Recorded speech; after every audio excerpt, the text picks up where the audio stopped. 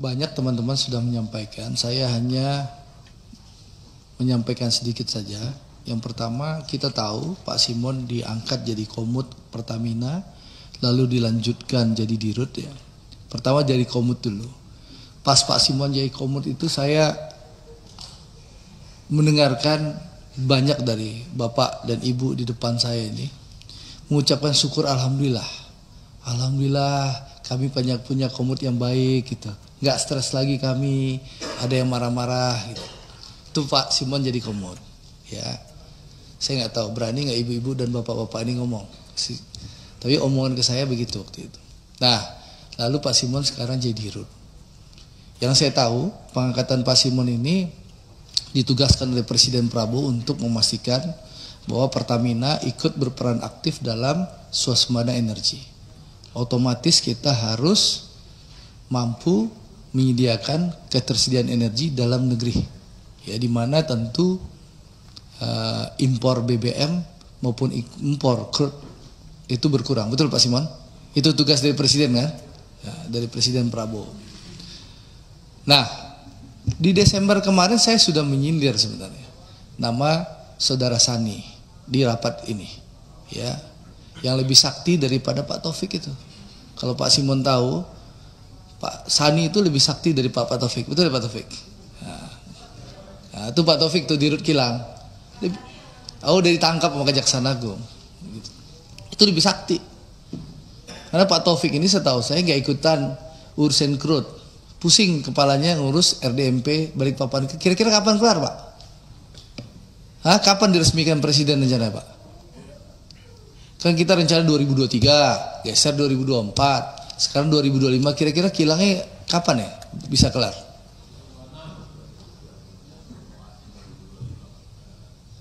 September 2025. Nah, saya berharap jangan molor lagi, karena kilang ini bukan hanya urusan menghasilkan BBM Pak Simon, tapi juga petrokimikal juga akan mendukung dan mendukung Indonesia juga bisa swasembada farmasi nanti.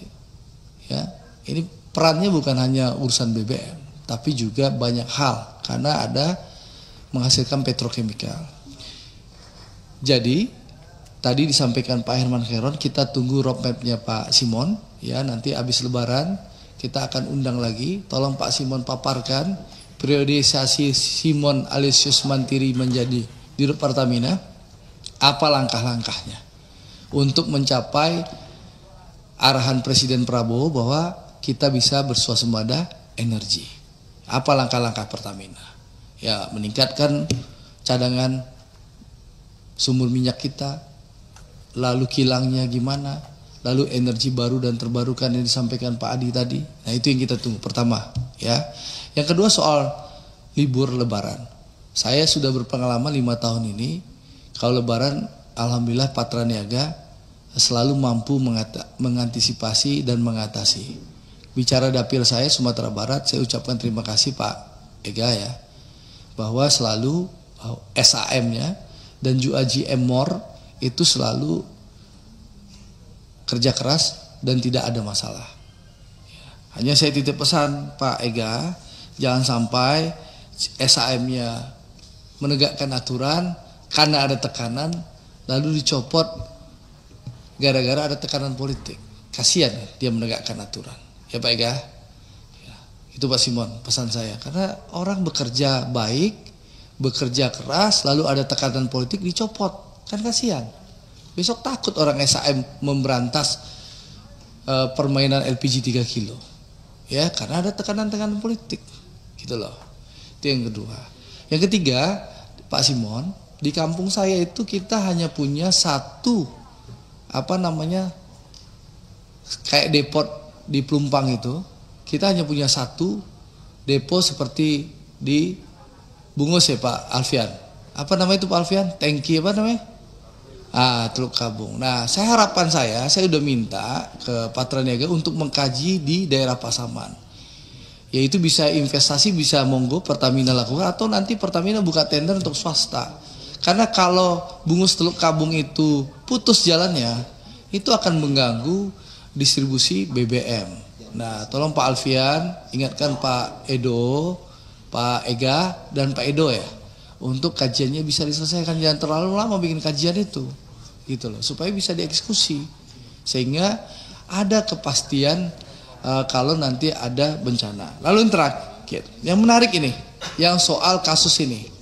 Jadi saat kasus berkembang, Pak Simon dan teman-teman Pertamina, itu saya bangun tidur tanggal 1 Maret, tiba-tiba rame di medsos. Ya rame di medsos, saya di Instagram saya itu diserang ribuan buzzernya Ahok. Ya, buzzernya Ahok, saya lihat kenapa saya diserang sama buzzernya Ahok, temannya Pak Darmadi ini gitu loh. Ya, buzzernya banyak 0. Kalau Ahok ini akunnya rata-ratanya postingannya 0, followernya 0 gitu loh. Saya screenshot, Pak. Jadi kalau di proses hukum saya bisa buktikan nanti. Jadi itu buzzer Ahok. Nah itu menarik nih, ntar dulu. Menarik, saya kaget kan. Tanggal 1 kenapa? Oh saya lihat ternyata di TikTok rame. Pernyataan saya tanggal 15 Februari yang minta Presiden Jokowi untuk mengganti Ahok. 15 Februari 2020. Ya, saya sebagai anggota DPR Komisi 6 minta Pak Ahok diganti. Karena membuat kegaduhan di Pertamina. Supaya Pak Simon tahu, ya, 15 Februari 2020 saya yang bicara Ahok diganti. Itu Ahok itu baru 1 kali datang ke kilang Pertamina di Tuban, ya, di Tuban waktu mendampingi Presiden Jokowi datang ke Pertamina. Belum pernah ke kilang-kilang lain. Dan 15 September 2020 itu, ya, Ahok itu belum pernah ke unit hulu. Tanya Pak Kitiko nih, Pak Tiko 2020 jabatan Pak Tiko apa dulu Pak Tiko? Masih di Pertagas. Nih. PHE dulu, Pak Taufik ini kan orang hulu. Pernah nggak Pak Ahok itu September 2020 waktu saya? Belum pernah kan? Kayak ini dulu belum. Jadi dia hanya banyak omon-omon, Pak Darmadi. Ya, bahkan kenapa sih bilang kegaduhan? Sebentar Pak. Jadi kegaduhan. Contoh, Pak Simon punya direktur SDM sama namanya Hersuk. Sebelum Hersuk tuh ada orang tua namanya Pak Kus. Ya. Nah, bapak-bapak ini tahu bagaimana Ahok membentak-bentak tuh orang tua, Pak Kus itu, ya. Karena apa? Pak Ahok minta ada orang yang dinaikkan promosi tapi tidak sesuai jenjang kepangkatan. Ya Pak Kusnya nggak mampu menaikkan. Dimaki-maki lah Pak Kus itu. Saya bisa ganti Anda loh. Saya bisa ngomong sama Menteri BUMN. Kok perlu Menteri BUMN nggak setuju? Saya bisa ngomong Presiden. Karena Ahok dulu temannya Presiden, Pak. Saktiman Raguna dulu. Jadi meskipun saya minta dicopot, nggak mungkin dicopot karena Ahok itu temannya Presiden. Saktiman Raguna Ahok itu, Prof Darmadi. Pulang keluar dari penjara langsung bisa jadi Komod Pertamina. Nah, tapi yang menarik setelah Kejaksaan Agung melakukan penangkapan, membongkar kasus korupsi yang mengagetkan kita semua ya. Kalau itu benar ya, itu mengagetkan kita semua. Saya berpikir malingnya si Sani itu main impor crude aja, ya. Saya nggak sangka kalau dia nyolong di RON juga, ya. Itu kalau itu terjadi, ya, itu Ahok ngapain aja Pak Darmadi, ya. Padahal Ahok itu menikmati loh penghasilan puluhan miliar jadi Komod Pertamina. Jadi dia marah-marah ke Pak Alfian, maki-maki Pak Alfian di ruang rapat. Itu ngapain aja, ya? Karena di Ahok itu komisaris utama 2019 sampai 2000 berapa sih terakhirnya? Dia alasannya kan nggak 2024. Bayangin Pak Darmadi puluhan miliar per tahun, belum lagi rajin main golf gitu loh. Itu fasilitas yang didapatkan Ahok sebagai Komod Pertamina. Dan kita tahu di Undang-Undang Persero, ya PT Komod tuh bisa yang melaporkan. Lihat Erick Thohir, Menteri BUMN. Ada kasus Jiwasraya. Dia dapat data, dia datang ke Kejaksaan Agung. Jiwasraya diproses. Asabri, Pak Erick bersama Pak Prabowo punya data. Pak Erick lapor ke Pak Prabowo, Pak ini proses bagaimana? Kata Pak Prabowo, lanjutkan proses hukum Pak Erick. Diproses Asabri. Ahok ngapain selain ngebacot, omon-omon, marah-marah, maki-maki bapak-bapak? Apa yang dilakukannya? Ada nggak dia bawa data ke aparat penegak hukum? Nggak ada kan? Ngapain dipanggil? Kita ngapain ngasih panggung orang yang sudah pensiun, nggak berbuat apa-apa, lalu sekarang setelah Kejaksaan Agung melakukan penegakan hukum, dia mau jadi pahlawan kesiangan. Ya, ini kan pahlawan kesiangan. Untuk apa? Kalau dia punya data, harusnya dia jadi komut, dia bawa datanya ke Kejaksaan Agung, ke KPK atau ke kepolisian. Itu baru kerja pengawasan. Kalau sekarang setelah Jaksa Agung di era Prabowo melakukan penangkapan, lalu dia ngebacot. Oh, kalau saya bisa, saya punya data. Lu ngapain aja lu bro selama ini gitu loh. Ini kan orang sudah pensiun, nggak punya panggung politik, memanfaatkan kehebatan Kejaksaan Agung di era Prabowo untuk numpang tenar kembali supaya populer lagi. Gitu loh Prof. Rawardi. Ini gaya politisi numpang tenar pansos terhadap kemampuan kinerja Jaksa Agung di bawah era Prabowo Subianto sebagai presiden. Gitu loh. Jadi ini saya ingin menegaskan kepada buzzer-buzzer Ahok ya, menurut saya sudah mengganggu sekali. Ribuan akun nggak bodoh, nggak jelas menyerang saya di tanggal 1, 2, 3 Maret. Ya setelah itu selesai dia serang Erick Thohir dan Boy Thohir habis itu. Ya, saya 3-4 hari lah Prof. Lumayan, menurut saya mengganggu karena berita daur ulang 15 September 2020. Nah, di sini saya menggunakan hak saya menjawab itu. Karena saya pergi umroh Prof waktu itu. Jadi saya nggak bisa menjawab dan saya ingin menjawab di depan direksi Pertamina. Ya, karena saya tahu bahwa Bapak kan tahu banyak omong-omong aja. Ngebacot aja. Sekarang setelah Jaksa Agung melakukan penegakan hukum, ya di bawah eranya Prabowo, siapa saja yang melanggar hukum, yang korupsi disikat zaman Pak Prabowo, baru dia pura-pura muncul sebagai pahlawan kesiangan. Dan alhamdulillah jejak digitalnya banyak. Ngaku nggak pernah jadi ditawarkan diri, ternyata pernah ditawarkan diri oleh Pak Jokowi. Ini banyak kebohongan-kebohongan. Jadi saya minta teman-teman, mari kita rasional. Ya, itu hak teman-teman mau ngundang Ahok, silahkan. Tapi ya ngapain kita kasih panggung? Serahkan kepada aparat penegak hukum, Kejaksaan Agung yang sudah bekerja luar biasa, gitu loh. Ya, jadi menurut saya sekali lagi, ya hati-hati politik buzzer ini. Tapi memang buzzernya nggak sekuat dulu Pak. Waktu dulu Pak Simon, saya duduk di meja situ di ujung, saya bilang Ahok tuh komisaris rasa dirut. Pak Simon, karena waktu itu Ahok itu sangat berkuasa, powerful waktu itu karena dekat presiden, buzzernya luar biasa. Sebulan saya dihajar. Tapi kalau sekarang karena udah jauh dari kekuasaan, 3 hari doang dia mungkin mampu bikin buzzernya. Itu Pak Mufti. Dulu waktu saya duduk di sebelah Pak Mufti itu, gara-gara komut rasa dirut, 1 bulan, 3 bulan saya dihajar sama Ahok. Ya, itu hebatnya medsosnya pasukan Ahok tuh Pak Deka. Kalau sekarang karena mungkin sudah nggak berkuasa, hanya 3 hari Pak Simon.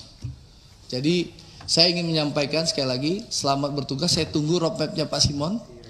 Buktikan bahwa Pak Simon bukan pilihan yang salah dari Presiden Prabowo. Tunjukkan kepada rakyat Indonesia bahwa konsistensi Presiden Prabowo, bahwa beliau tidak ingin omon-omon, bahwa beliau ingin mewujudkan kita betul-betul di periode 2025, 2024, 2029 ini kita bisa bersuasembada energi, bersuasembada pangan, dan kita bisa berdiri di atas kemampuan kita sendiri. Apalagi Pertamina salah satu ujung tombak dan antara. Harapan kita, harapan kami, ya, seluruh harapan rakyat Indonesia tentu Pertamina benar-benar bisa membenahi tata kelola, ya, sehingga bisa menjadi perusahaan yang sehat, menghasilkan keuntungan, dividen yang bisa memperkuat Danantara. Kita tahu Danantara ini adalah cara percepatan bagi Presiden Prabowo agar ekonomi Indonesia tumbuh 8%. Dan sekali lagi saya rasa kita harus mendukung Pertamina, ya.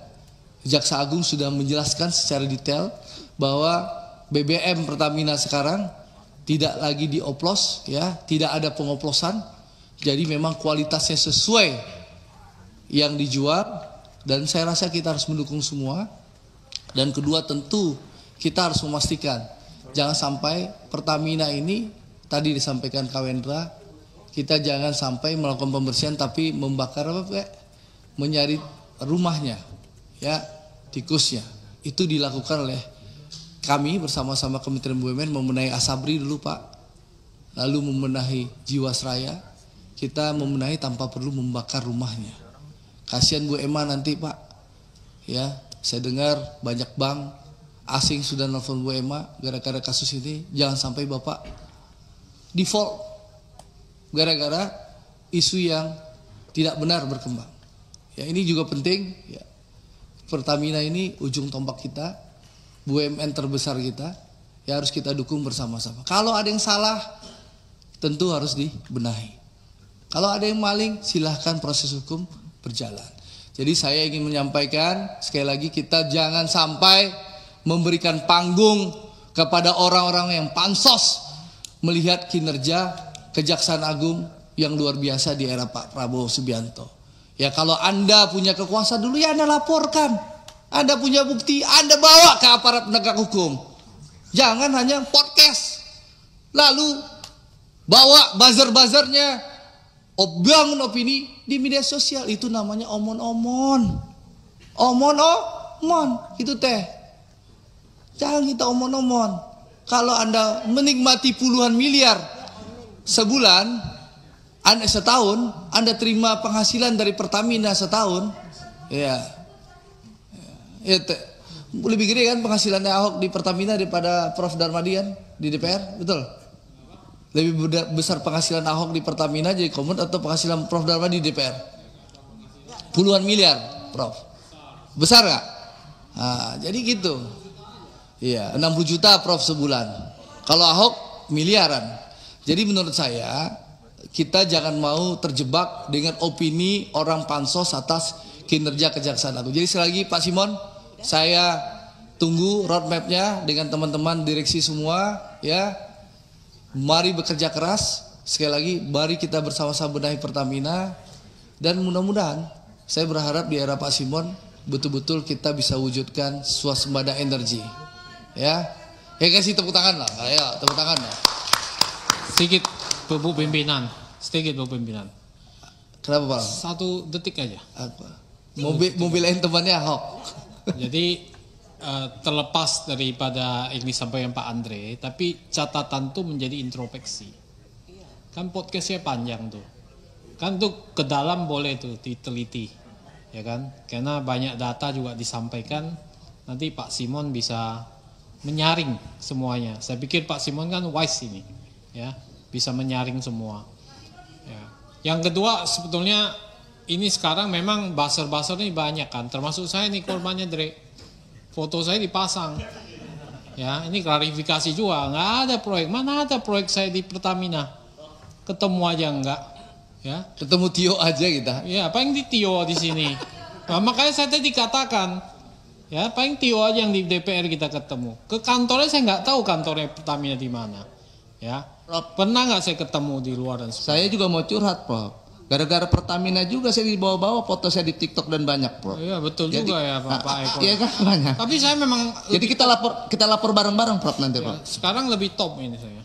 Saya pasang fotonya. Jadi itu.